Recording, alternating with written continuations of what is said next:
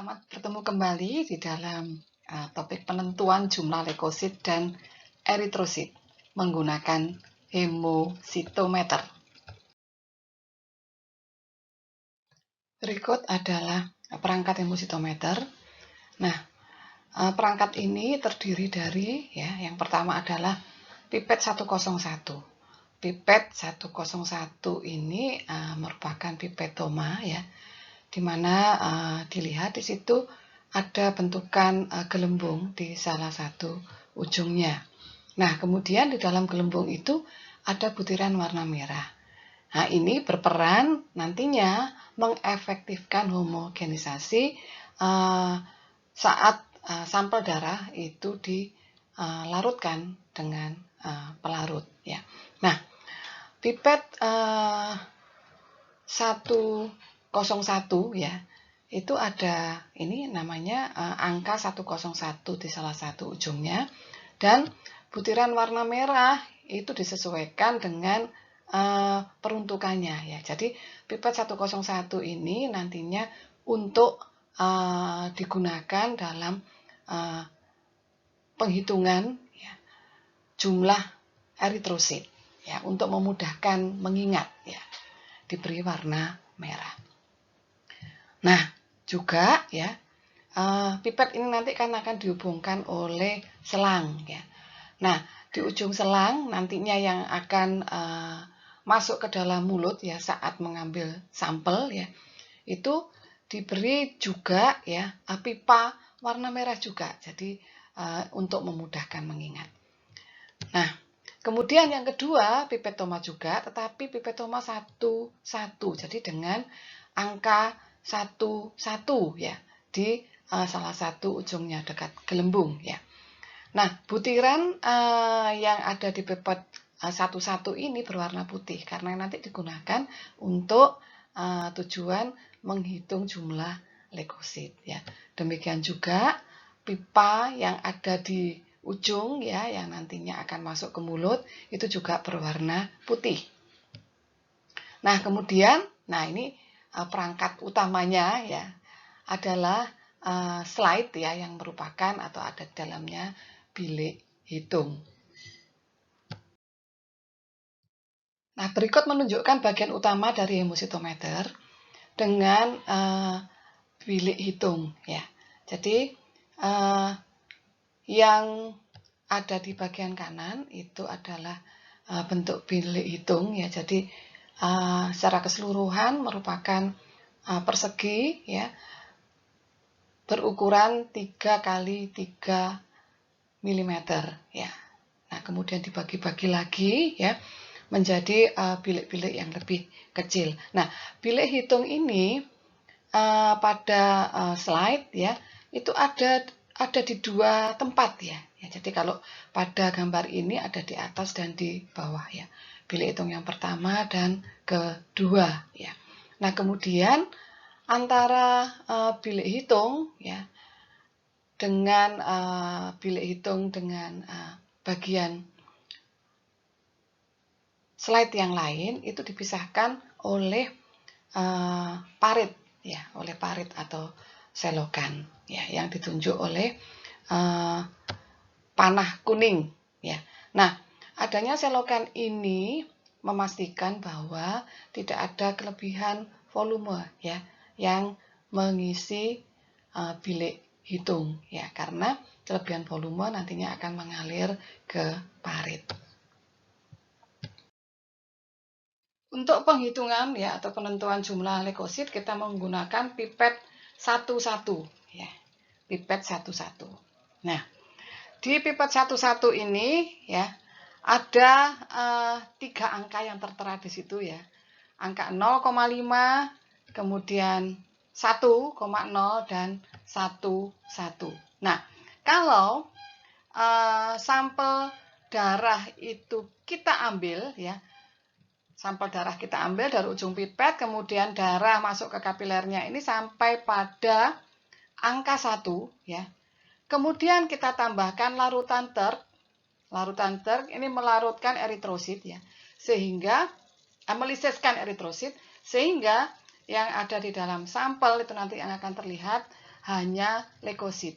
Nah, kalau larutan terkan ditambahkan itu hingga angka 11, maka sampel darah ini diencerkan 10 kali. Jadi faktor pengencerannya adalah 10. Nah, kalau dirasa masih terlalu padat ya, mungkin sel-selnya itu di bawah mikroskop, maka bisa dilakukan atau bisa diulang mengambil sampel darah sampai angka 0,5 ya. Jadi sampel darah diisap masuk ke kapiler sampai angka 0,5, kemudian ditambahkan larutan TERT sampai 1,1. Nah, kalau seperti ini faktor pengencerannya adalah 20. Jadi diencerkan 20 kali.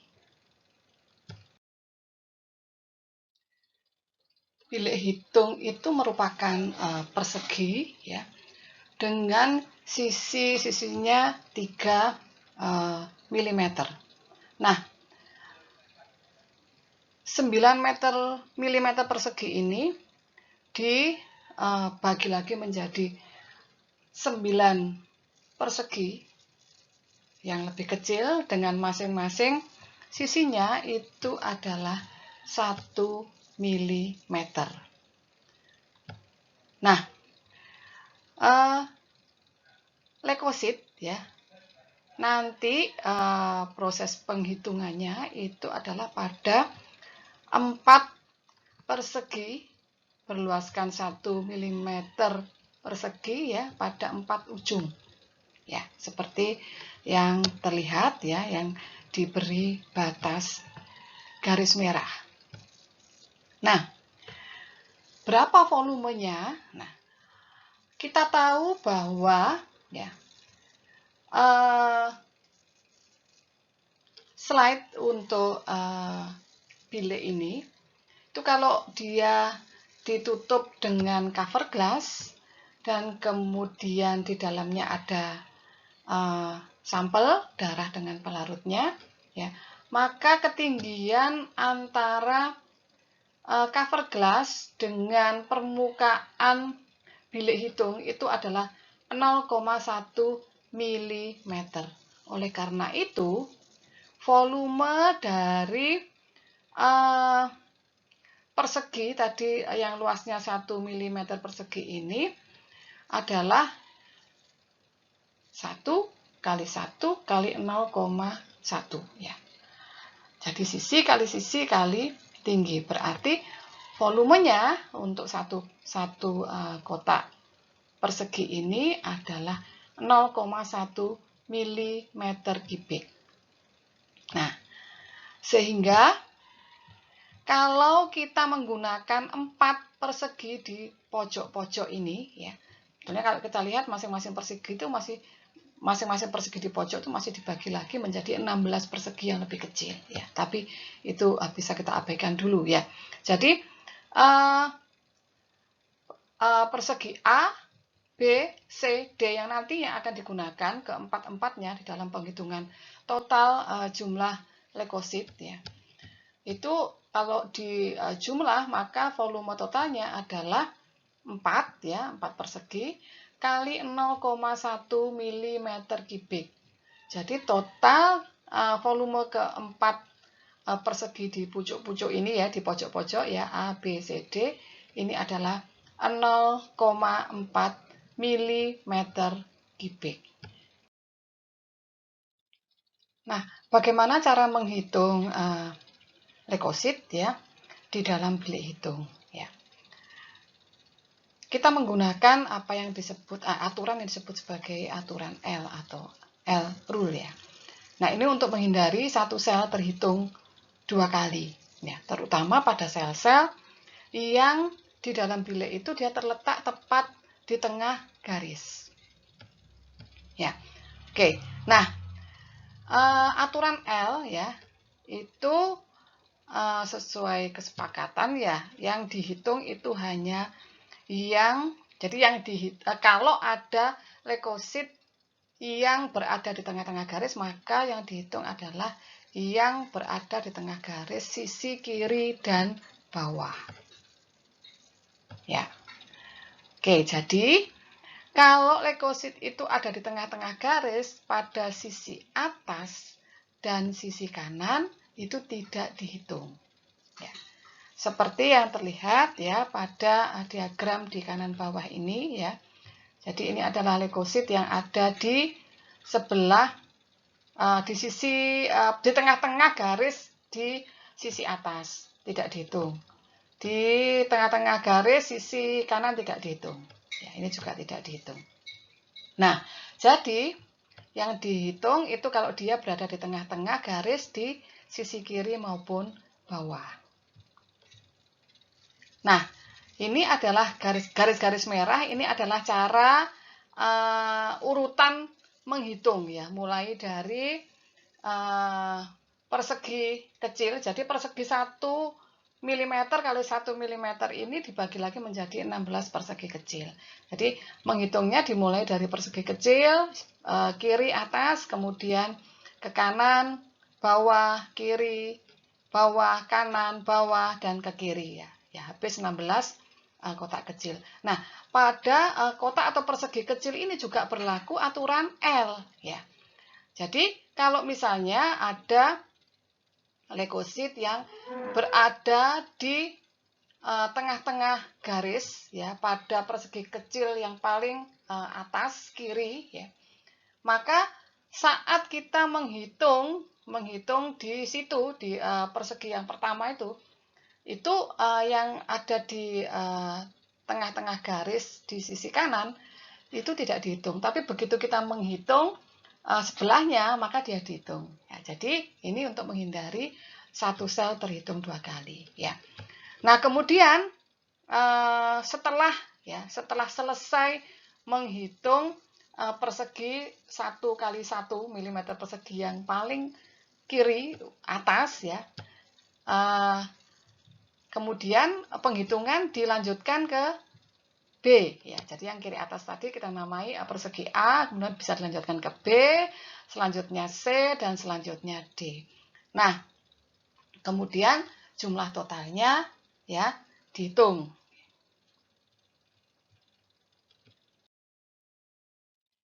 Jika faktor pengenceran itu sama dengan 10 dan leukosit yang terhitung katakanlah ya dari persegi A itu 25, B 30, C 22 dan D 31, maka jumlahnya adalah 108 ya, jumlahnya 108. Nah, jadi ya 108 ini ya kalau kita mau hitung jumlah leukosit sampel per milimeter persegi, maka dikalikan dengan faktor pengenceran. Faktor pengencerannya 10. Kemudian jadi 108 kali 10, kemudian jumlah ini berada pada ya 4 bilik dengan volume 0,4 mm kubik. Ya. Jadi per 0,4 mm kubik. Nah, kemudian kita hitung ya. Ketemunya itu adalah 2700 leukosit per milimeter kubik.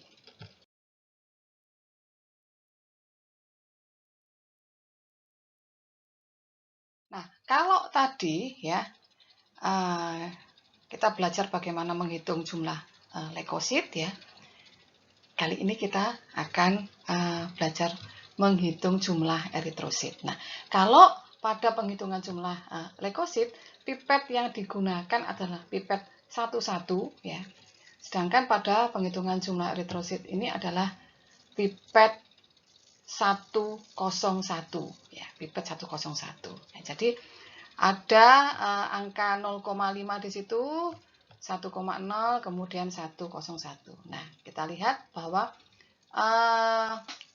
butiran yang ada di bagian yang menggembung itu berwarna merah. Nah, sama juga dengan tadi ya cara penghitungan jumlah leukosit. Jadi kalau sampel darah diambil sampai angka 1, kemudian larutan helium, kalau tadi pada leukosit itu larutan ter, larutan helium itu melisiskan leukosit sehingga yang terlihat nanti hanya eritrosit.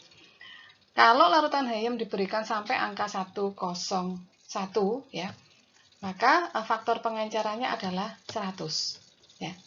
Kemudian kalau ya sampel darah diambil sampai 0,5, jadi misalnya sudah diambil sampai angka 1, kemudian diencer ke 100 kali itu masih banyak, sel-selnya masih banyak dan susah menghitung, bisa diulangi pengencerannya.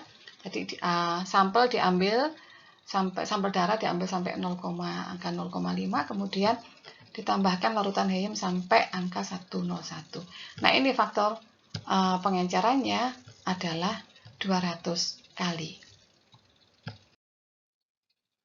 Nah, berbeda dengan penghitungan leukosit ya.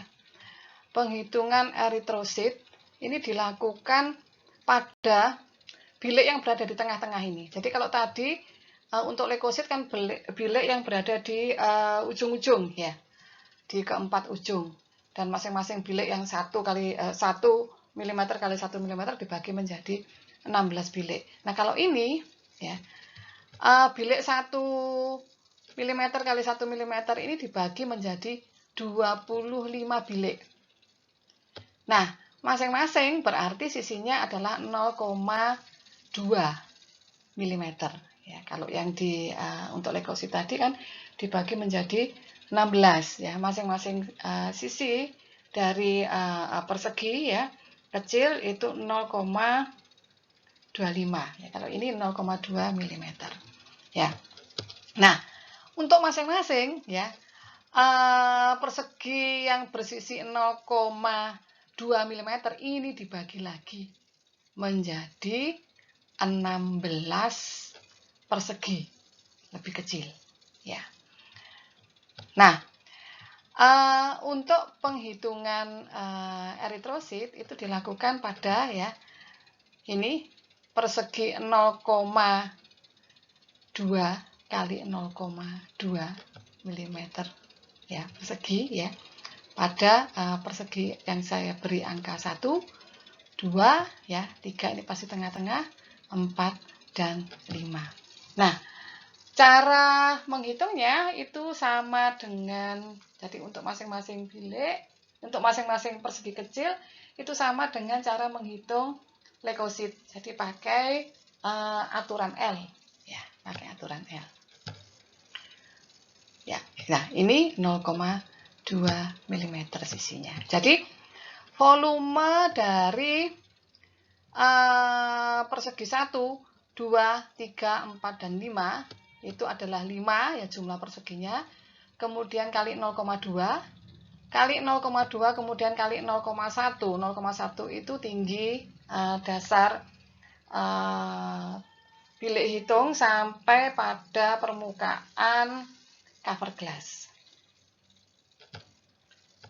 Nah, sehingga volume kelimanya ya itu adalah 0,02 mm kubik.